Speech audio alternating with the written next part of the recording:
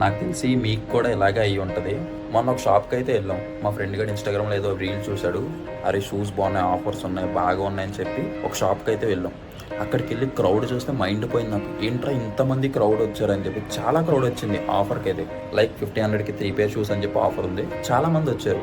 So వాళ్ళ పేరు open చేసి నేను చూసాను. వాళ్ళు ఏంటంటే ఎవ్రీడే పోస్ట్ పెడుతున్నారు. వాళ్ళ దగ్గర ఉన్న చిన్న ప్రోడక్ట్ అయినా పెద్ద ప్రోడక్ట్ అయినా ఎవ్రీడే వీడియో అనేది పెడుతున్నారు.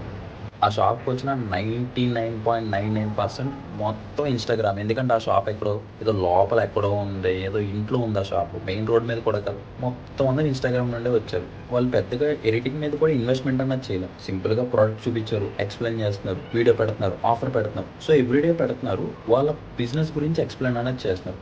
సో వాళ్ళకి సేల్స్ అనేవి చాలా బాగా అవుతున్నాయి. అక్కడికి వెళ్ళి చూసరికి స్టాక్ తీసుకుంటే స్టాక్ కూడా లేదు. మార్నింగ్ నుంచి చాలా మంది వచ్చారు, స్టాక్ అయితే అయిపోయింది అన్నాడు. సో మీరు కూడా మా ప్రోడక్ట్ చిన్నది, వీడియోలు తీయడం ఎందుకు మా ప్రోడక్ట్ అని చెప్పి అనుకోకుండా, మీ దగ్గర ఏ ప్రోడక్ట్ అయినా సరే వీడియోస్ తీయండి, అప్లోడ్ అనేది చేయండి. 1 day 2 dayలో మ్యాజిక్ ఎక్స్పెక్ట్ చేయొచ్చు. మినిమం ఒక 3 months అయినా ఉండండి. లక్ బాగుండి మీరు పెట్టిన ఫస్ట్ డే మీ వీడియో వైరల్ అయిందనుకో, మీ బిజినెస్ ఎలా ఉంటుంది. ఓకేనా? వీడియోస్ అయితే రికార్డ్ చేసి, ఎడిట్ చేసి అప్లోడ్ అన్నది చేయండి.